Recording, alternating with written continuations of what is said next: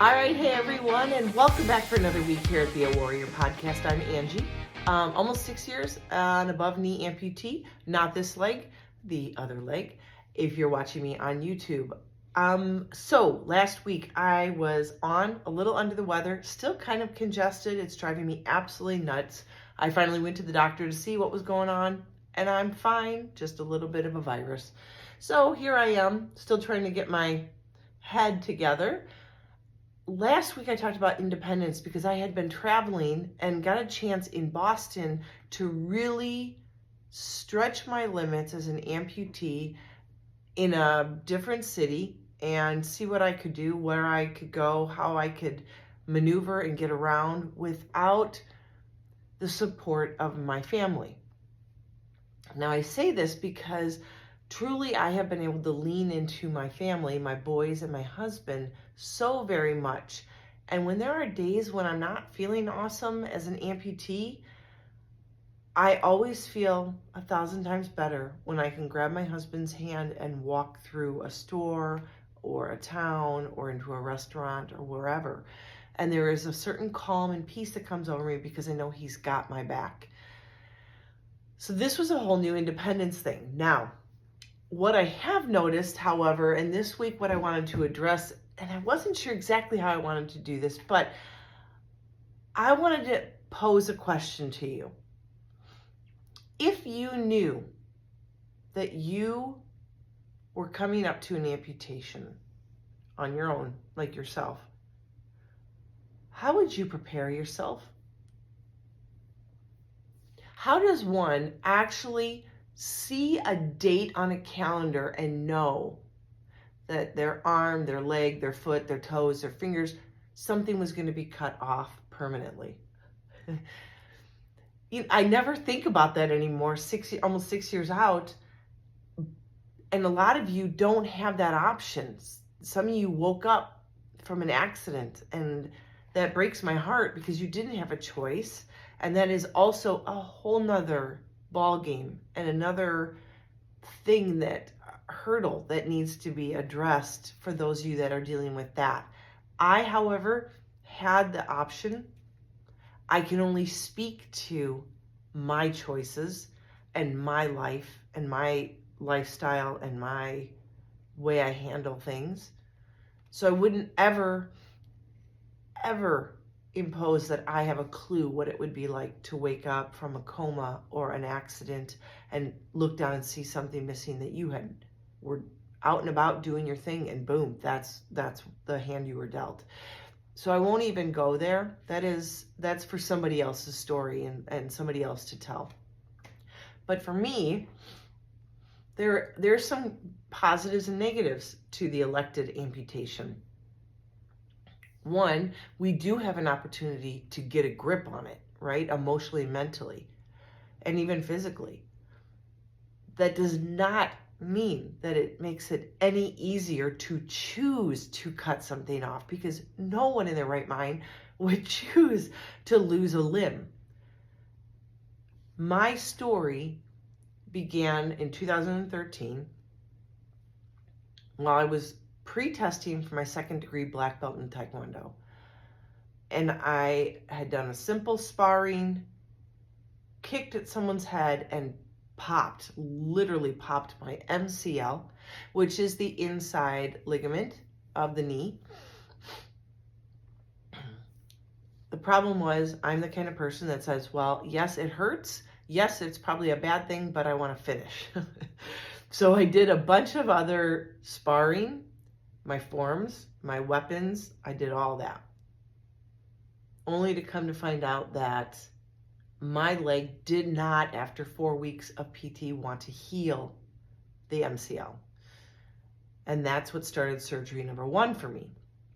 And I did a hamstring augmentation. So basically they cut a piece of my own hamstring, which didn't even think about this until the pain of after, how painful it is to have a hamstring cut. And then that was tied around a bunch of screws that were put into my leg so that it could act as an MCL. And that was all good and well for a few weeks of PT, and then it began to tighten up, get bad, and I lost all my range of motion. That is exactly how 10 surgeries went for me in 5 years. I would have a different surgery to fix what people thought was the problem, have the same outcome in PT, only to find that that surgeon couldn't do anything else, and I would go and I would have to shop for a new surgeon who would at least look at my past surgeries and see if he saw something different. I had 10 surgeries, 10 different surgeons, because every single one of them said that is all I can do and I don't know what's wrong. At times, it made me sit at night in my shower sobbing, because that's the one place my tears could drip down the drain with the water, and there was no evidence of the tears. To hide that from my boys who were young while I was homeschooling them and seeing the devastation that I was feeling is not something I wanted them to experience. I was an active person. Obviously, if I was in my 40s and doing Taekwondo for my second degree, sitting around for 5 years, gaining weight, losing muscle, losing hope, trying to stay positive, trying to homeschool my 2 boys, and try to be a wife who was keeping up a house that couldn't put weight on a leg that was really a bum leg at this time. So that's where I was at. And when I did have amputation brought up to me, I was told I would be a candidate, but I was not at the time, because I was still too very positive and I was still in a good trajectory of hope, which seemed really weird to me because I really didn't want to go to such a dark place that my family thought that I had lost it and I was worthless to people. But what ended up happening was my PT finally told me to take a break after 5 years of solid PT, 2 to 3 times a week for 2 to 3 hours, and go and get away. And so what do? We went overseas, only to come to find out that I had pulled a muscle, quote unquote, in my calf of the bad leg. And I continue to walk around Europe with that, using crutches, I believe, at times, and walking with a hobble most of the time, only to come back to have my pain management doctor say, you need to go to the ER because I believe you have a blood clot. And that is kind of where my story turned. As soon as I did get diagnosed with a blood clot that was no longer in the calf but up above the knee, I knew that I could have died traveling overseas on an airplane with a blood clot, and I would have done that in front of my husband and my 2 boys.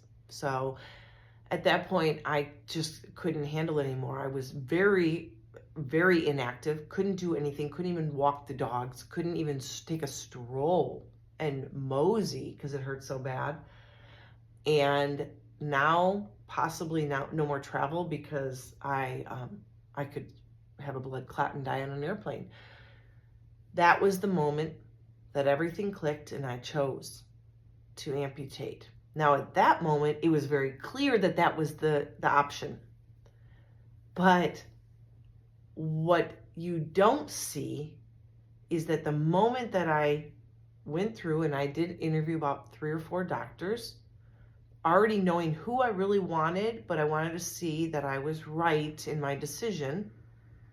And I was. Ultimately, now that I'm through it all, it was the best decision I ever made. It's picking the doctor I did here in Phoenix. But the time that I go, yep, you're the one, let's do this, to the time my surgery, I had 4 months to sit on that decision and hear all the internal murmurs and talk in my head, in my heart, in my soul on the stupidness of a decision like this and how ludicrous it was and what ifs, right? Everything. So I do know that some of you out there have made that decision. And for those, that small little population that might actually be listening, it's important. These months that you are given, or weeks, whatever it is. Now, the person I was just thinking about has a month, I think. So 4 weeks is still an extremely long time to have that weighing on you. And there are going to be several things that you can do to prepare yourself, because you not only have to prepare yourself mentally and emotionally for what is to come, and you don't know, because you won't know till you know, you also should be physically preparing yourself for what's coming, because it is going to be very taxing on the rest of your body. But the best advice I ever got was from my general practitioner when I told him I had made the decision to do this. He said to me, "It appears to me that you are in a great place emotionally, mentally, physically. You're healthy, you're ready to go, you want to do this, but I beg you to make sure you check with insurance. You may have the best insurance, but you need to figure out what you're doing." Now, this is what no one tells you. And this is for people that can prep. This is great. If you don't know, and I have had people reach out to me that are literally in the hospital, woke up with a leg missing and not having a clue what was coming at them. And it's a lot to take in. What I was able to do was I was able to shop before my amputation for prosthetists. When you can do that, you can find someone who matches your personality, who you can tell has bedside manners and listens, who truly has your best interest at heart, not the money and not thinking about their schedule and their time commitments, who has experience and will be honest with you about what's coming. First place I went to, I had gotten the name. It's really about keeping connections, right? Okay, so I only had 2 PTs in all those years that I was in PT. And the only reason I switched after like 2 years to go to another person for 3.5, 4 years was because the first one said, "I've exhausted every resource in my 30 some years of PT. If this new surgeon has someone they are really tight with, go with them. Fresh set of eyes is always good, and they will stay connected and communicate really well. So I want that for you." So that was the only reason I changed. But I went back to him, and I kept going back to him because I trusted him. He worked really hard to help me. It was not his fault that I was not healing. And I said, "Do you know someone?" Because I knew he had worked with some veterans who were amputees, not for their amputation part because he doesn't work with them, but for other aspects of their body. And he gave me a name of one prosthetic place. And so I made an appointment to go there and have some peer visitation. And a peer visitation is basically when you go someplace to meet another amputee or someone that is an amputee and you're becoming an amputee who can give you some real life insight. So like I am being a peer amputee to you right now. I am telling you what my life is like. I have, over the last 4.5 years, almost 5 years of being on this podcast, have given you my personal journey, my ups, my downs, the things that have worked, the things that have not worked, and how I get through what I get through. That's a peer visit. So I went, I met my first prosthetist, and I will tell you, walking into that office for the very first time as a 2-legger, knowing what was coming, was probably one of the scariest things I've ever done as a pre-amputee, at least. You walk in there, and first off, I see a couple people that are amputees sitting in the waiting room, above and below amputee. And then you see all the prosthetic feet and legs and sockets. And I'm telling you, the secretary was busy at the time, and I was ready to, heart was pounding, I was feeling sick. And I'm like, this can't be my life. This cannot be my life. I was ready to turn and on my heels and walk out. And the secretary's like, "Can I help you? Are you Angie? Are you coming in for the peer visit?" I said, "I am." And thank God she caught me in time, because that would have been the start of something that it would have been hard to come back from, is chickening out. So she took me back. I met the prosthetist. He was super nice, amazing guy, friendly. I was like, you know what? This feels like a really good fit. Now, keeping in mind, I have 5 years of experience with practitioners, doctors, PAs, nurses, physical therapists, you name it. I know who clicks with me and who does not. And I can usually tell the moment I walk into an office if it's a good fit. And it was a good fit. And then I met the peer that I was supposed to meet, and she was amazing, a go-getter. Nothing could hold her back. It was exactly the person I needed to meet. Even though I was older than her, she had the same spirit I have. Like, I'm going to do this. I love a challenge. Let's go. She proved to me that I could do anything. She was, after her amputation, by the way, she was in the Army. No, Air Force, excuse me. She was in the Air Force. She, about 3 months after getting her socket, had retested to be reinstated and was reinstated. So I knew that I had the right person to kind of mimic like the positivity and the can-do spirit. So that was great. On the way out, I decided to ask the secretary, I have this insurance. Do you take this? And my heart just dropped when she said, we don't. And I was like, you've got to be kidding me. I'm like, this is my insurance. It's a good insurance and you don't take it.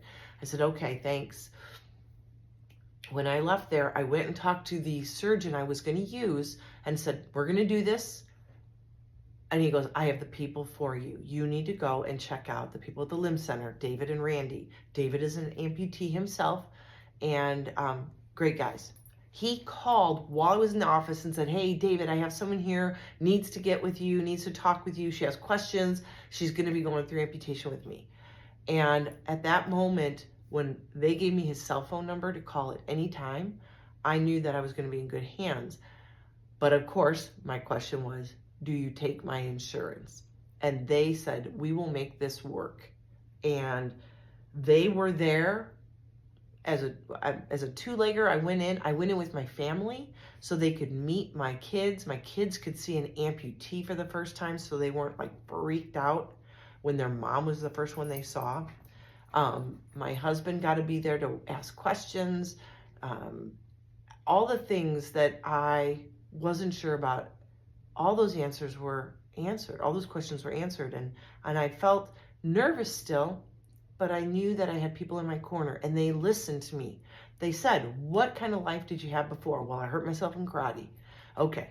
What do you do? My family skis. I haven't skied in 5 years. I want to ski again. I want to do this. I want to do this. I'm this. I don't stop. I want to keep being active. They listened to me. The problem with being an amputee is, like a lot of things now in life, there are a lot of options.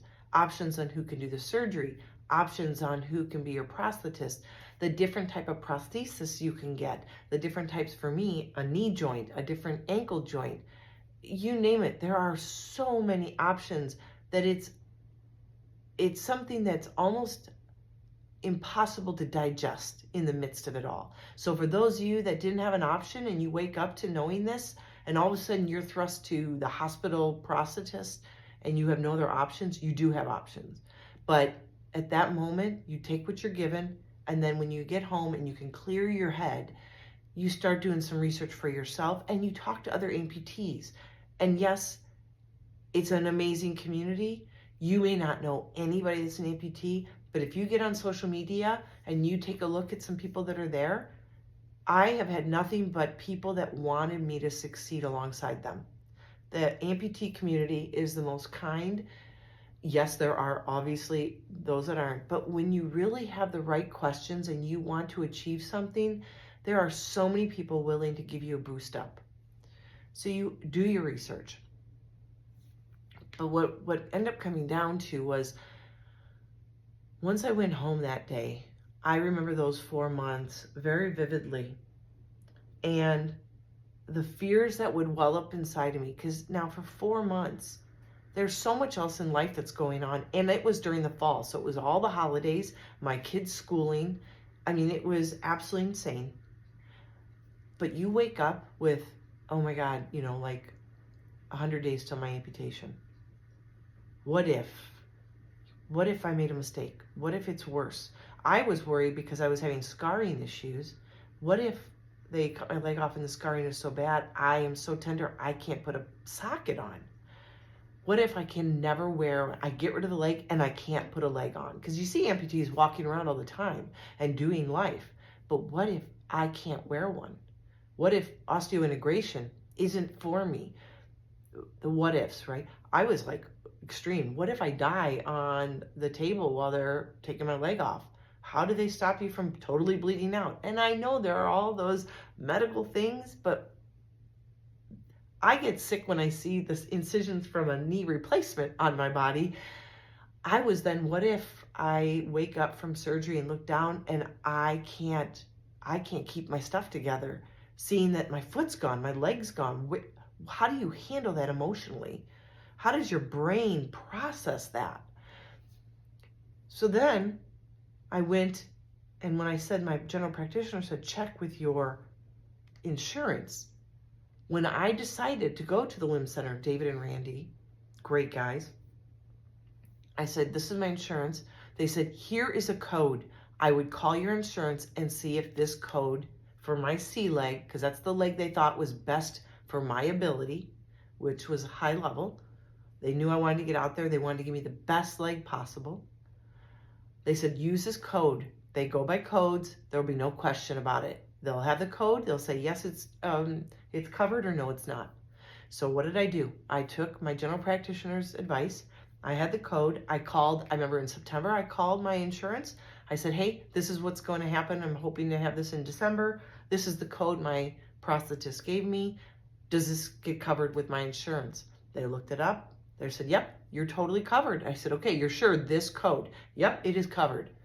October came, feeling nervous, getting a month closer. I called again, because you're going to get a different person on the phone, and they're just people that answer the phone and look through policies, right?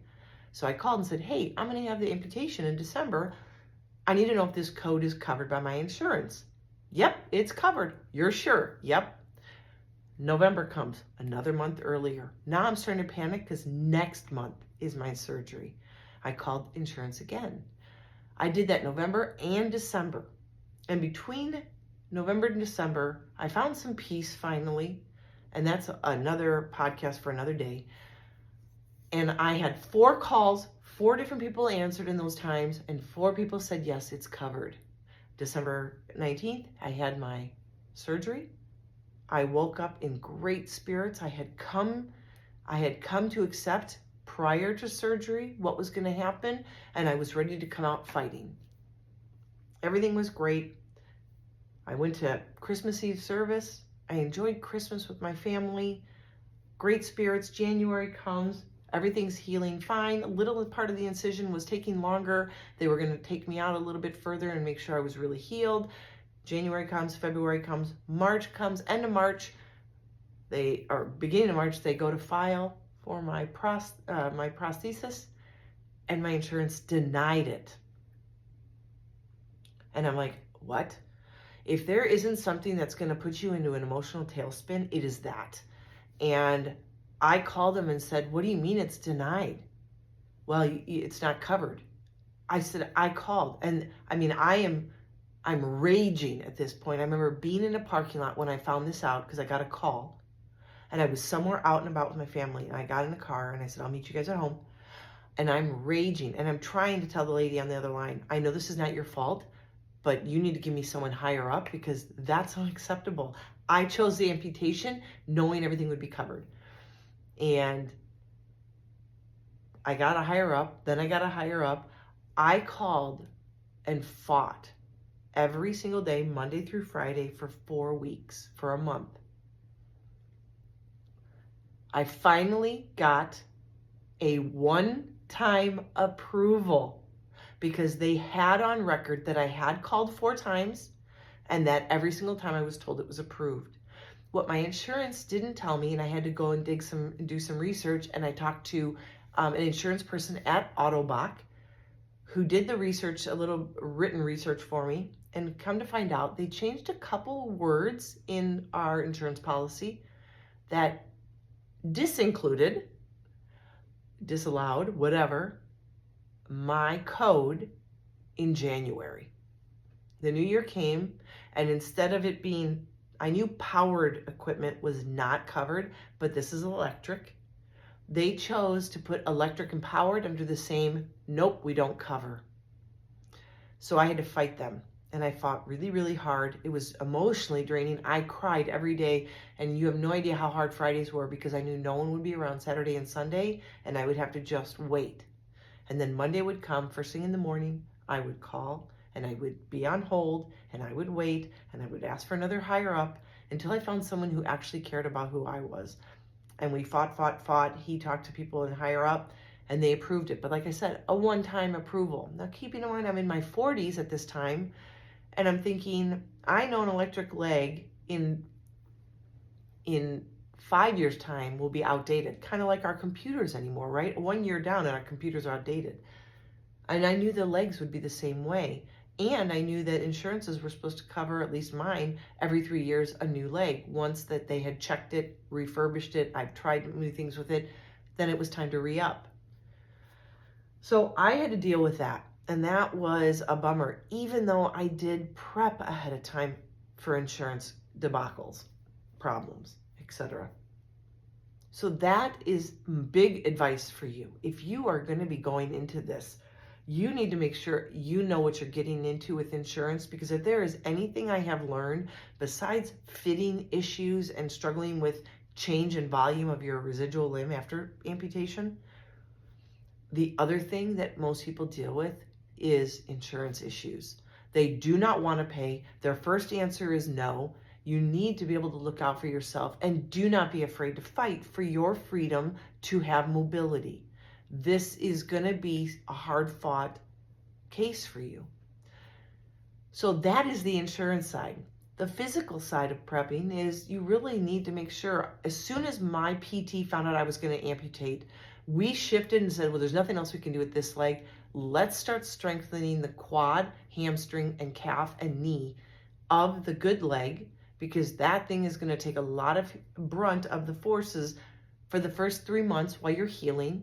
And then, even now, my leg, my hip up here, my good hip, really takes a beating when I'm walking long distances, because no matter how good I try to walk, it isn't the same as having your own leg. So physically, you need to get stronger. Your core needs to be strong. You need to work on balance. Balance is so huge. If there's anything I've learned, is that almost every amputee, especially prior to getting their prosthesis, has an issue and falls or trips because they're on one leg and they lose balance. So work on your core strength, work on back strength, work on your glutes.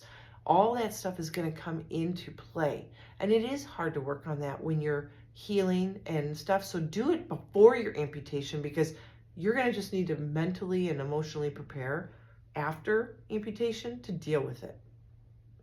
Now, the mental aspect of it is coming to terms with it. When I came to terms with mine, it was done and done. The moment, it was like a light switch. Someone flipped a light switch on, and I went from sick to my stomach, worried. They tried to put me on antidepressants, which actually had me freak out in the first 24 hours, and I was told to get off of them, to leaning into my faith as a Christian. And it was like somebody put a veil over my fears, my worries, and I was clear as a bell, and I was ready to press on from end of November through to my amputation. My first PT that I told you about, he had the next best idea for someone like me who really wanted to get back to an active life. And I had to believe I could, because if I believed in my heart that I could, then I knew I was going to be okay. He said, make a vision board. And I'm like, a vision board? What is that? And he goes, well, it can look like anything, but a lot of people will get some sort of board, like a cork board or something that you can tape stuff on.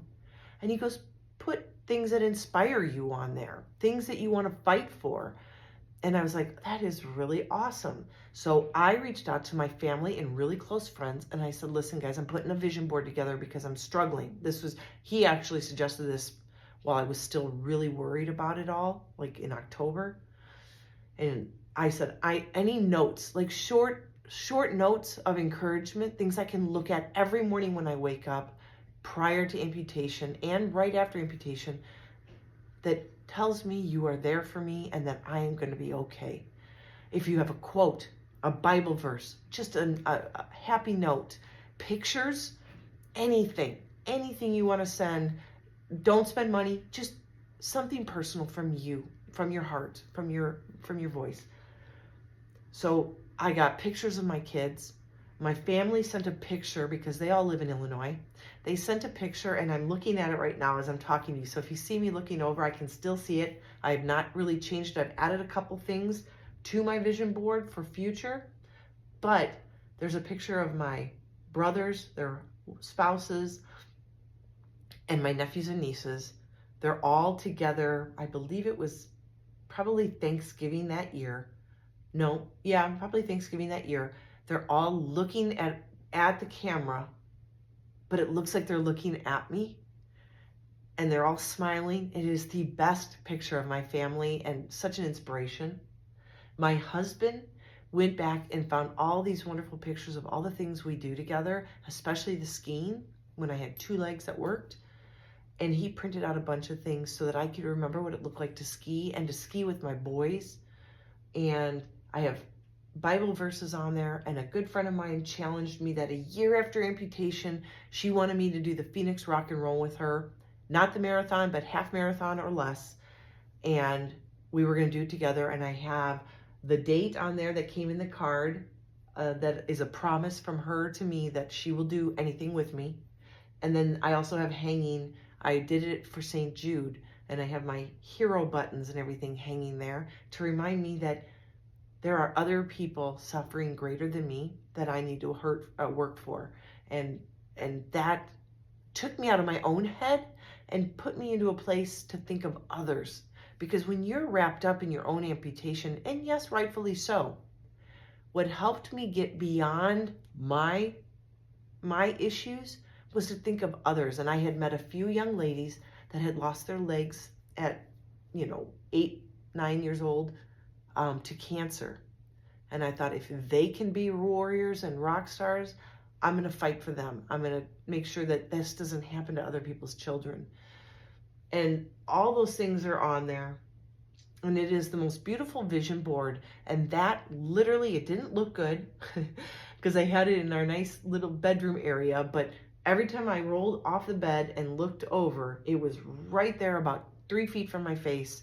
That every morning I woke up and saw me skiing, I saw my family, I saw my kids, I saw my husband, I saw Bible verses, I can do all things through him who strengthens me. Everything there, every promise, every love note that came from family and friends far and wide. And that helped me find the mental gain that I needed to be strong enough to do this. And I'll tell you what, vision board, checking with insurance, researching prosthetists to make sure that you have someone who's going to listen to you and give you the best. Those are ways that you prep to go through amputation. Now, every journey is different. Some people will be stronger with it, and some people will be really struggling with it. Your support system at home has to be able to know where you're at mentally and emotionally each day. And you have to be honest with them. You don't need to be crying over them every day. You don't want to be a pity party every day. But hey, if you're struggling that day, just say, listen, in my head right now, I'm worried about X, Y, and Z. And I know it seems foolish now that I'm speaking it, but I just need you to know that I'm really uneasy right now. And I really could use an extra hug or, 10 minutes to myself just to gather myself before dinner or whatever it is. But be open, be honest. Be clear at your goals and what you really see happening after. Don't focus on the surgery itself. Focus on the aftermath. What does it look like? And when you dream big, what does after surgery look like to you? And you start going, I want to do this. I want to do this. I would really want to get out and do this. I want to see this. I want to travel. I want to do that. Whatever it is, you write it down. And then you start setting goals. Like I had forcibly thrown into me a ski goal because my husband pre-plans all of our vacations. And April, the beginning of April, we were going to go spring skiing. Well, the boys were. He didn't think I'd be ready because my December surgery. And I said, no matter what, I will be on the slopes somehow. And I did it, but only because I made sure that that's where my head was, because it was the first big goal that I was going to try to reach. So I knew how important every day before that was to heal, to be strong, to visual cues, visualize myself skiing downhill. What did that look like?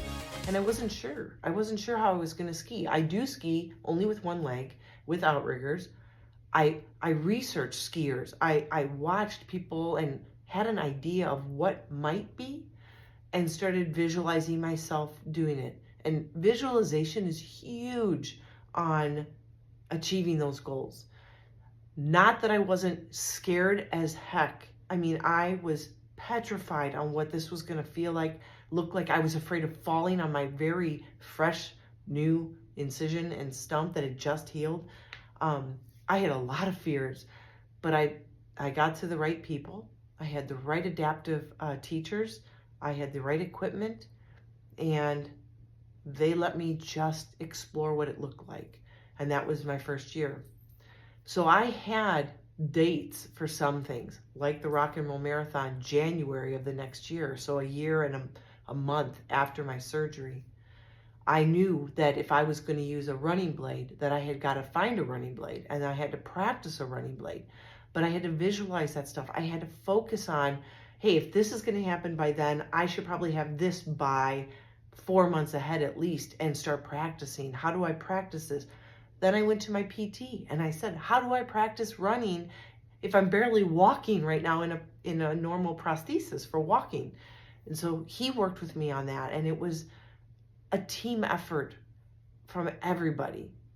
So prepping for amputation can happen, especially if you've elected. If you haven't, that is another whole dynamic that I really can only assist by saying, here's some things you might want to ask about, research on while you're sitting in a hospital, things like that. But I don't have the emotional experience of that, if that makes sense.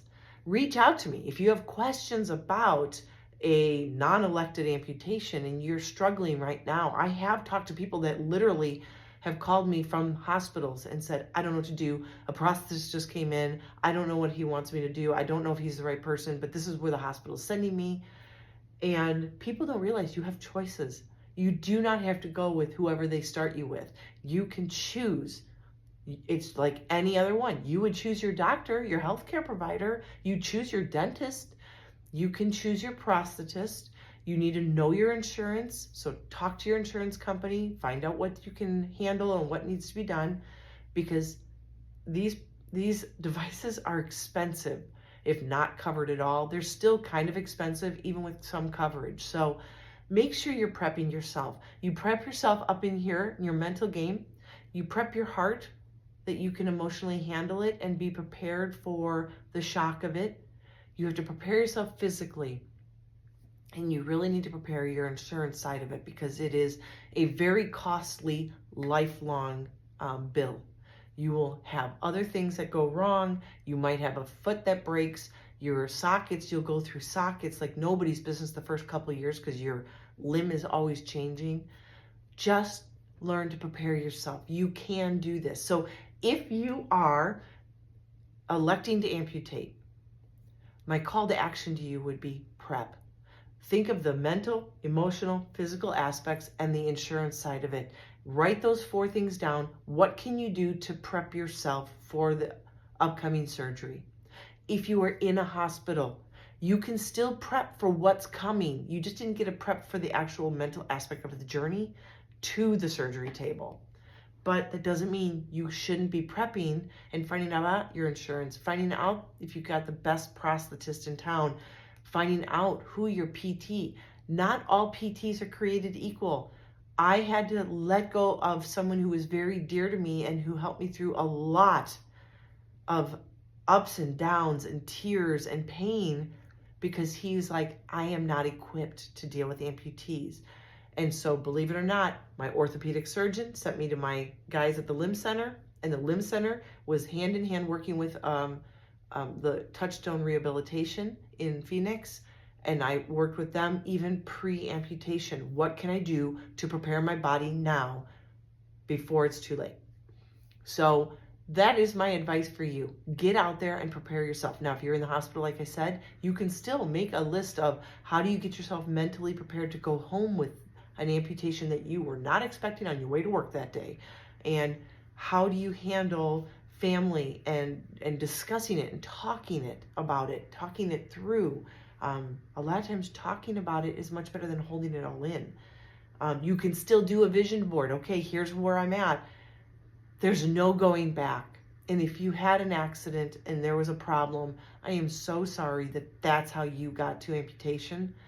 But it is not the end of life. It is the beginning of a brand new journey.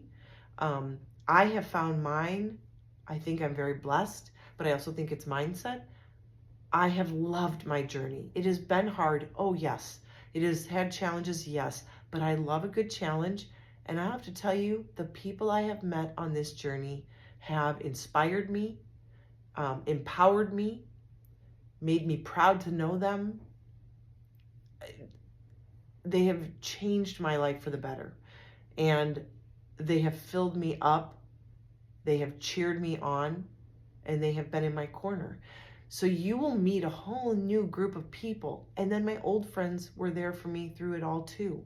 So you can do the vision board. What do you see yourself doing now? Everything in stride.